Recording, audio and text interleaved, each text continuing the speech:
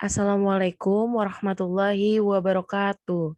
Selamat pagi anak-anak kelas 11 BDP, baik satu maupun 2. Pada pembelajaran hari ini kita akan belajar melalui YouTube seperti biasa. Namun kali ini yang berbeda adalah hanya muka saya yang tidak muncul di layar kalian. Namun kalian harus tetap bisa belajar dengan maksimal karena saya akan menjelaskan tentang administrasi penjualan.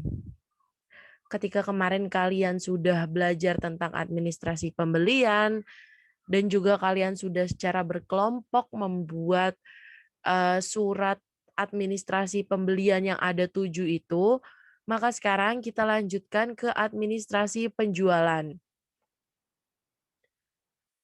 Nah, tujuan pembelajaran hari ini adalah menganalisis dan membuat dokumen administrasi penjualan. Jadi, eee, pembelajaran hari ini akan tercapai ketika kalian dapat menganalisis dan membuat dokumen administrasi penjualan itu sendiri. Lalu ada apa aja sih pembahasan pada pertemuan hari ini yang akan, kita lakukan selama beberapa waktu ke depan? Pembahasannya yang pertama itu ada administrasi penjualan tunai. Nah, di dalam administrasi penjualan tunai ini ada 4 eee bukti atau 4 dokumen yang harus dilengkapi, yaitu ada faktur penjualan tunai, lalu ada nota kontan, bukti penyerahan barang, dan juga bukti penerimaan kas. Kita mulai dari yang pertama adalah administrasi penjualan tunai. Nah, pastinya kalian ini udah nggak asing yang namanya penjualan tunai karena kita ini dari awal udah belajar tentang penjualan tunai sangat banyak sekali ya kan. Tetapi akan saya ulang sedikit, penjualan tunai itu adalah penjualan yang, secara langsung yang kalian, sering temui di, lingkungan kalian, seperti itu. Jadi penjualan tunai itu ketika kalian membeli barang atau membeli apapun itu di suatu warung, kalian langsung bayar uangnya dan barang itu langsung kalian dapatkan, itulah yang dinamakan penjualan tunai. Nah, apa sih administrasi penjualan itu? Di dalam pelaksanaan operasionalnya, setiap perusahaan ini harus mendapatkan yang namanya pembeli. Nah, fungsi penjualan di sini sangat penting untuk mencapai tujuan yang diharapkan oleh perusahaan. Potensi penjualan akan menimbulkan potensi pembelian fungsi penjualan. Jadi fungsi penjualan sendiri merupakan kegiatan pelengkap dari pembelian untuk terjadinya transaksi jual beli barang dan jasa. Jadi fungsi penjualan ini adalah kegiatan pelengkap gitu kan.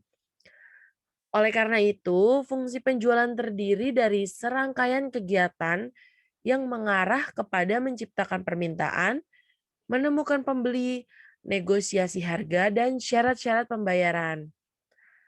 Di sini seorang penjual ini harus dapat menentukan kebijaksanaan dan menentukan prosedur dalam rencana penjualan yang telah ditetapkan oleh perusahaan. Jadi, penjualan itu enggak semata-mata kayak ngejual aja dengan gampang, tetapi semuanya ini harus dilakukan sesuai dengan prosedur dan memenuhi apa saja yang harus ada ketika kalian melakukan penjualan, seperti itu.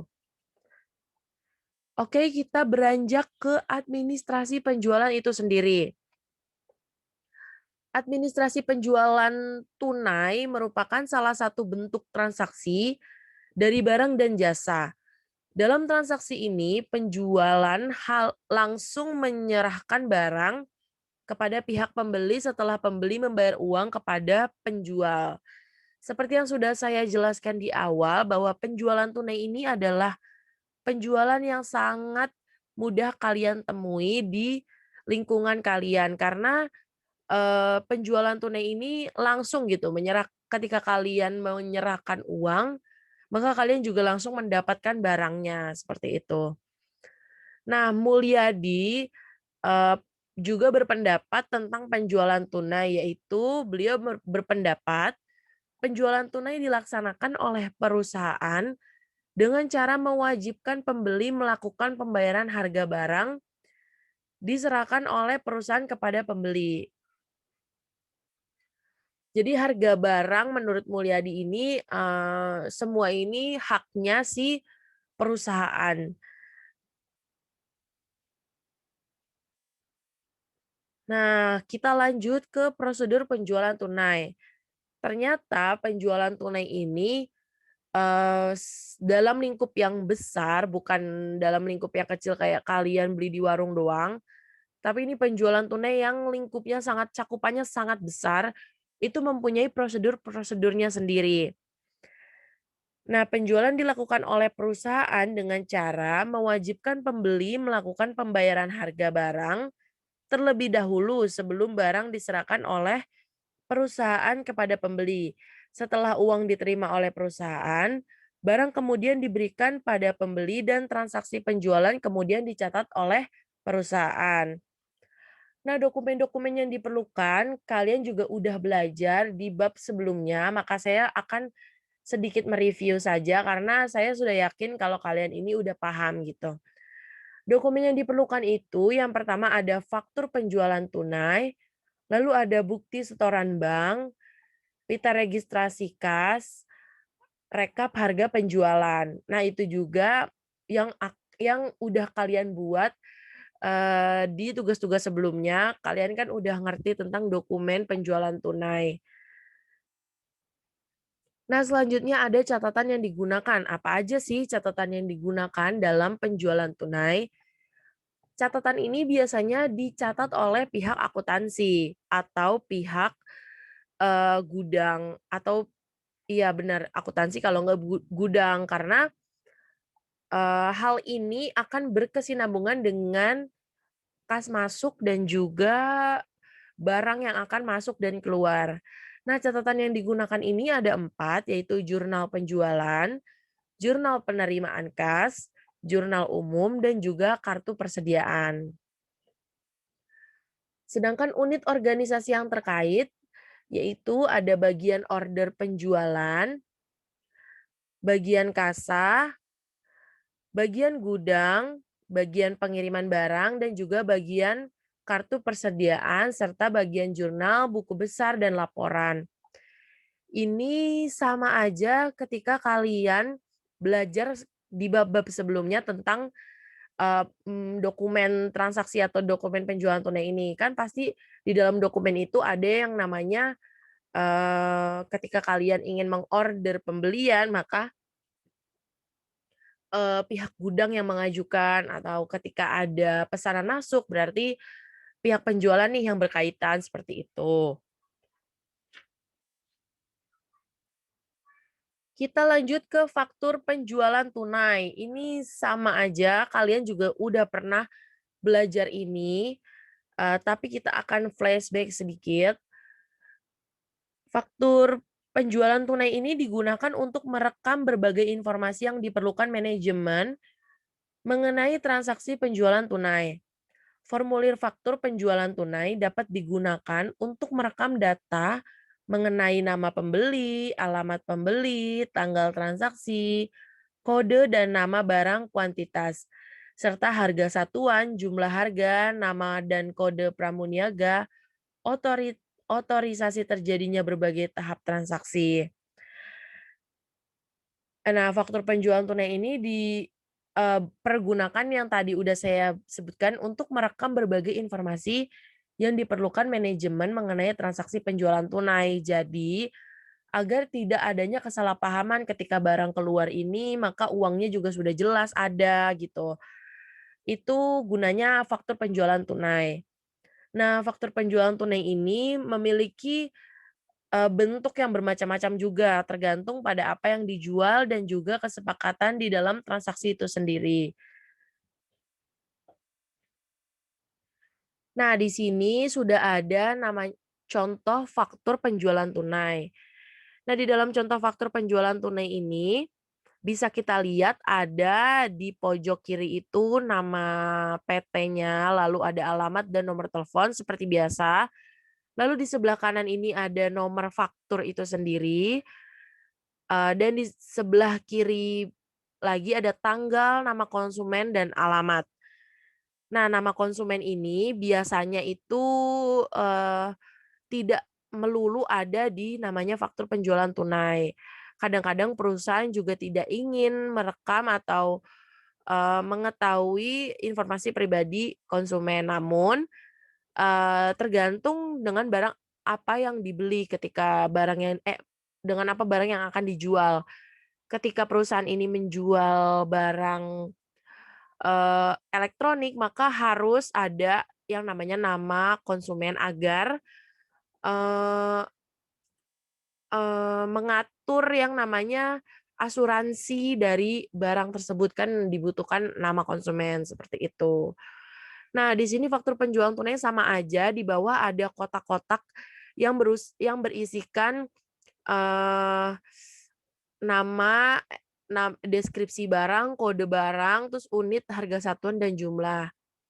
Dan di bawahnya ini ada pramuniaga serta konsumen. Ini biasanya kalau kalian paling gampang itu ketika kalian pergi ke Ramayana dan kalian mau beli sepatu, itu kan biasanya kan mbak-mbak pramuniaganya ini nulis pakai nota dulu, baru kalian bawa ke kasir dan kalian bayar. Ketika kalian sudah dibayar, maka notanya ini kalian balikan lagi ke mbak pramuniaganya. Nah, itu namanya faktur penjualan tunai. Kita lanjut ke nota kontan. Nah, ini juga sama aja nih. Kalian udah pernah mempelajarinya. Nota kontan adalah transaksi untuk pembelian atau penjualan barang secara tunai. Nota kontan sendiri dibuat sebanyak 2 lembar. Lembar pertama ini atau lembar aslinya diperuntukkan untuk pembeli, dan lembar keduanya ini untuk si pihak penjual. Nah, nota kontan ini isinya sama aja kayak tadi, faktur. Nota kontan ini isinya ada nama perusahaan, alamat, nomor dan tanggal, serta, deskripsi atau deskripsi yang rinci gitu tentang nama barangnya. Kita lanjut ke bukti penyerahan barang. Ketika kita menyerahkan barang atau ketika supplier menyerahkan barang ke kita sebagai, pembeli, maka itu harus ada yang namanya bukti atau surat serah terima barang. Itu adalah surat yang menyatakan tentang serah terima suatu barang atau dokumen, bahkan juga dipakai saat berlangsungnya handover suatu pekerjaan. Jadi surat serah terima barang ini bukan cuma digunakan untuk, barang yang udah diterima atau belum, ini juga biasanya digunakan untuk handover atau, ngoper pekerjaan ke temennya, seperti itu. Dengan adanya surat akan memudahkan orang dalam mendata barang-barang yang masuk atau keluar. Jadi biar dari pihak perusahaannya pun enak ngedatanya barang-barang yang masuk atau keluar, dan dari pembelinya pun juga mudah untuk, melihat gitu, "Oh iya barangnya sudah dikirim," nanti biar dicek seperti itu. Nah, di sini ada contoh surat serah terima barang atau biasanya disebut berita acara serah terima barang. Nah, dalam surat serah terima barang ini bagian-bagian yang umumnya ada di dalam surat itu, yang pertama adalah keterangan pihak yang melakukan surat serah terima. Nah, itu kalian bisa lihat, di nomor satu itu ada nama,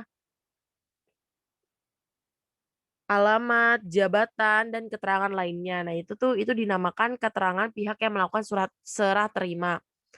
Jadi ada pihak ke satu dan pihak kedua. Itulah yang dinamakan, keterangan pihak yang melakukan serah terima. Jadi di dalamnya ada nama, jabatan, alamat, dan lain sebagainya. Yang kedua itu ada barang atau hal yang ditransaksikan, itu kayak ada di tabel tuh yang di bawah.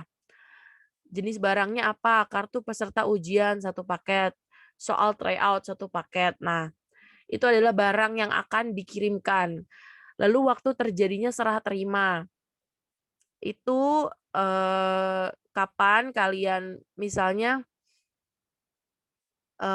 barang ini akan diterima, selama 4 hari ke depan, seperti itu. Lalu tempat terjadinya serah terima itu juga boleh, misalnya dituliskan serah terimanya di JNT atau kalian serah terimanya di mana, kalian ketemuan di suatu tempat itu boleh. Dan di paling bawah itu ada tanda tangan orang yang melakukan serah terima, yaitu pihak pertama dan pihak kedua. Nah, yang terakhir ini ada bukti penerimaan kas. Bukti penerimaan kas adalah tanda bukti perusahaan telah menerima uang tunai atau kas. Bukti penerimaan uang kas dapat berupa nota kontan, faktur, penjualan tunai, dan bukti penerimaan tunai lainnya. Di sini saya sajikan bukti kas masuk atau contoh bukti penerimaan kas salah satunya ya. Di sini bukti kas masuk kan biasanya dokumen transaksi internal ya. Makanya bentuknya ini sangat sederhana. Nah, di sini sama aja ada nama alamat perusahaan, lalu ada nomor surat, dan di sini ada diterima dari Bapak Suparman, banyaknya uang dan untuk itu adalah keterangan atau rincian dari bukti kas masuk, serta paling bawah ini adalah jumlah yang akan diberikan dan tanggal terjadinya transaksi, serta tanda tangan yang akan menerima, seperti itu. Nah, cukup sekian pembahasan Ibu pada pertemuan hari ini. Semoga kalian bisa memahami, pembahasan Ibu, dan juga tolong setelah ini kalian kembali berkunjung ke Google Classroom karena ada pertanyaan-pertanyaan yang harus kalian jawab untuk absensi kalian. Oke, terima kasih sudah mendengarkan sampai akhir, kurang lebihnya Ibu mohon maaf. Wassalamualaikum warahmatullahi wabarakatuh.